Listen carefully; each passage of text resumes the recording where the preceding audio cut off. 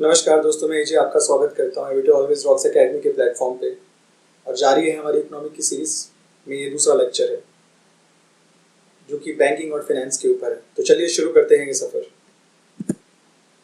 Banking evolution. Banking का evolution कब हुआ? जब ईस्ट इंडिया कंपनी इंडिया में आई तो उन्होंने प्रेसिडेंसी बैंक्स खोले यहाँ पे। पहला बैंक उन्होंने बंगाल में खोला 1806 में।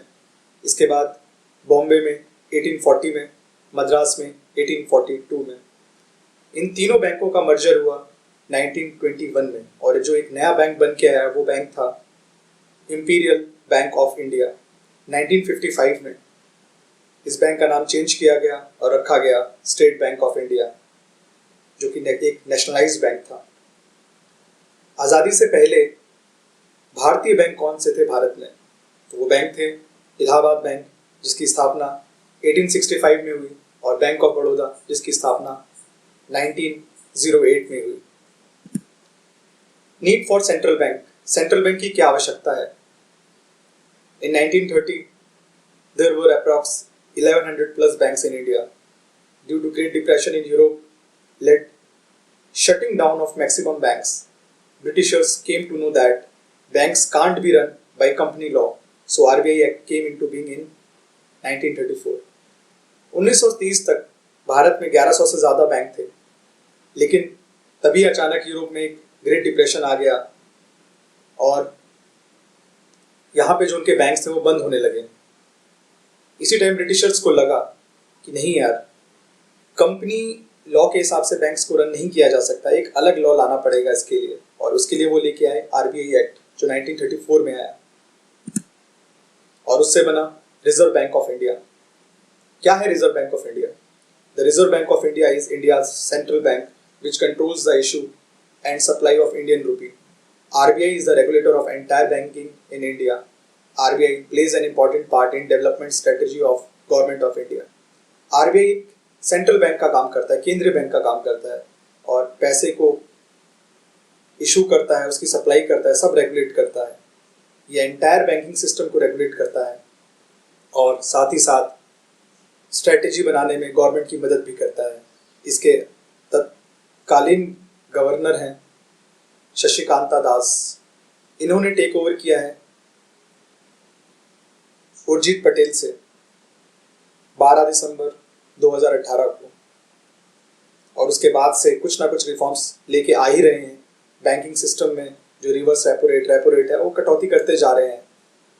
सेविंग का भी जो इंटरेस्ट है उस पर भी इन्होंने कुछ कटौती की है, वो देखेंगे आगे चल के हम आने वाले लेक्चर्स में। बैंक रेट क्या है?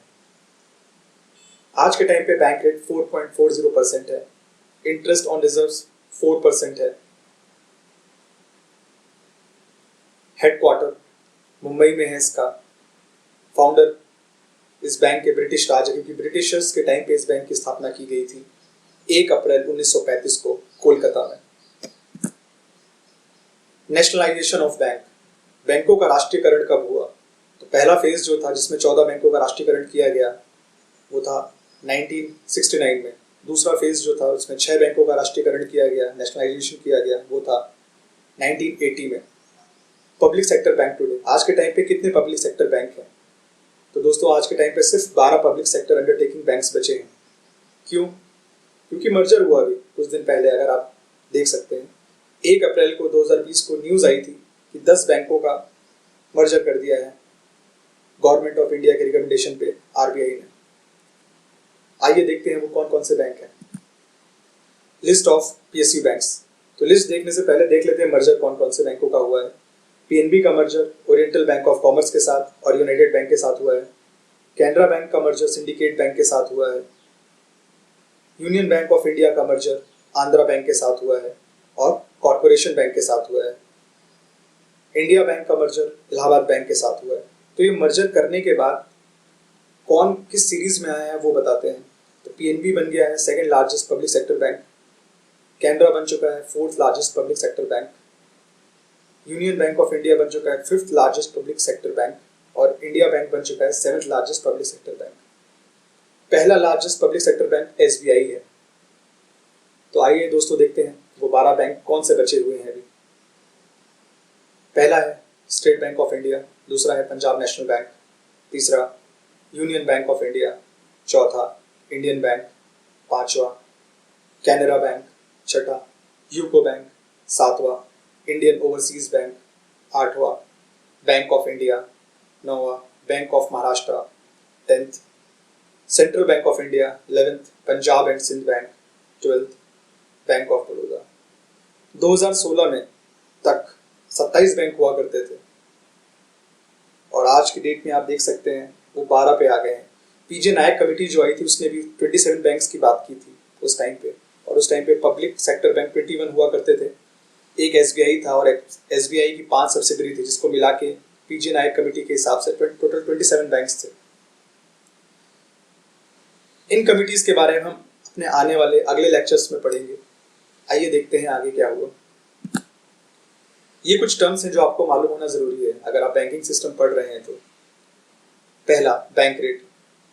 It is the rate at which RBI allows finance to the commercial bank for long term. ये वो रेट है जिस पे आरबीआई पैसे देता है कॉमर्शियल बैंक को लंबे टाइम के लिए। वो हमने अभी देखा, ये है इस वक्त 4.40% पे repo rate. It is the rate at which the RBI lends short term money to the banks against security. ये वो रेट है जिस पे आरबीआई शॉर्ट टर्म के लिए बैंकों को सिक्योरिटी के अगेंस्ट में पैसा देता है, और ये भी इस वक्त 4.40% पे है। Reverse repo rate. It is the rate at which bank parks short term access liquidity with RBI. बैंकों के पास जब पैसा ज्यादा हो जाता है एक्सेस में, तो वो पैसा आरबीआई को दे देते हैं और आरबीआई उसके एवज में उन्हें कुछ इंटरेस्ट देता है। ये इंटरेस्ट रेपो रेट से कम होता है, क्योंकि आरबीआई जब पैसे लेती है शॉर्ट टर्म के लिए इन बैंकों से तो उन्हें कम इंटरेस्ट देती है, लेकिन जब बैंक आरबीआई से लेते हैं तो आरबीआई ज्यादा चार्ज करती है। आप देख सकते हैं 4.40 और 4% में अंतर। Cash reserve ratio. It is the amount of funds that bank have to keep with RBI. If RBI increases CRR, the available amount with bank come down.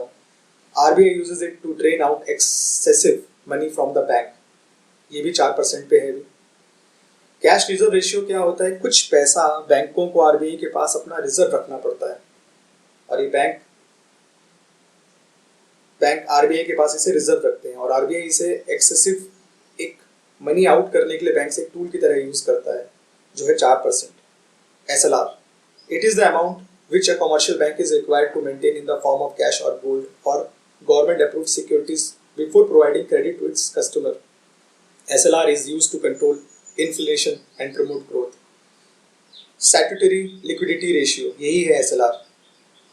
किसी भी कॉमर्शियल बैंक को क्रेडिट देने से पहले अपने कस्टमर को कुछ percent, यानी अभी देख सकते हैं हम 18.5% है, ये पैसा कैश या गोल्ड के रूप में रखना पड़ता है, मेंटेन करना पड़ता है अपने पास। अगर वो मेंटेन नहीं करेगा तो आरबीआई उस पर कोई ना कोई सख्त एक्शन लेगा। तो कुल मिला के हम देख सकते हैं कि मान लीजिए अगर किसी बैंक के पास 100 करोड़ रुपए है तो 22.5 करोड़ रुपीस उसको अपने पास सेफ रखना है। 4% CRR हो गया जो आरबीआई को देना है, और 18.5% यानी 18.5 करोड़ रुपीस उसे अपने पास सेफ रखने हैं। इसके बाद जो भी पैसा उसके पास बच रहा है उस पैसे को सिर्फ वो लोन पे घुमा सकता है, दे सकता है। इतना पैसा उन्हें रखना ही रखना है। MSF, मार्जिनल स्टैंडिंग फैसिलिटी, ये क्या है? It is the rate at which scheduled banks could borrow funds overnight from RBI. In MSF, banks can use the securities under SLR to get loans from RBI. It is 1% higher than the repo rate. MSF क्या होता है? MSF है scheduled banks. पहले जान लेते हैं scheduled banks क्या हैं। शेड्यूल्ड बैंक्स वो बैंक्स हैं जो आरबीआई एक्ट 1934 के सेकंड शेड्यूल में लिस्टेड हैं। अब इसमें क्या क्या लिस्टेड है? इसमें सारे के सारे पब्लिक सेक्टर बैंक्स आते हैं, प्राइवेट सेक्टर बैंक्स आते हैं, फॉरेन बैंक्स आते हैं। इंडिया में फॉरेन बैंक्स भी हैं, आपको मालूम होगा। इसके अलावा कुछ कोऑपरेटिव बैंक्स भी आते हैं। तो वो बैंक क्या कर सकते हैं? उनके पास जो SLR है में जो सिक्योरिटीज़ हैं, बॉन्ड्स हैं, उसको गिरवी रख के ओवरनाइट के लिए आरबीआई से वो पैसा लोन पे ले सकते हैं, और उसका रेशियो क्या होगा? जो रेपो रेट है उससे 1% हायर होगा, यानी 5.40% है जो इस वक्त।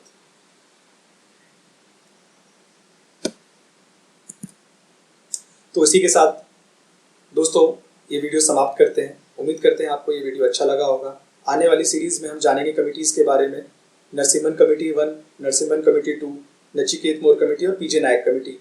इन कमिटीज़ ने क्या क्या रिकमेंडेशंस दी हैं और भारतीय गवर्नमेंट ने उसे किस तरीके से लागू किया है, ये जानेंगे अपने तीसरे लेक्चर में। इस वीडियो को अगर आप यूट्यूब पे देख रहे हैं तो लाइक, शेयर, सब्सक्राइब करना ना भूलें। बेल आइकन ज़रूर दबा दें, हमें एनकरेज करें बेल आइकन दबा के। जैसे हमारे सब्सक्राइबर्स बढ़ते जाएंगे हमें लगेगा कि आप लोगों को हमारे वीडियोस पसंद आ रहे हैं, उसी हिसाब से हम नेक्स्ट वीडियोस बनाते रहेंगे।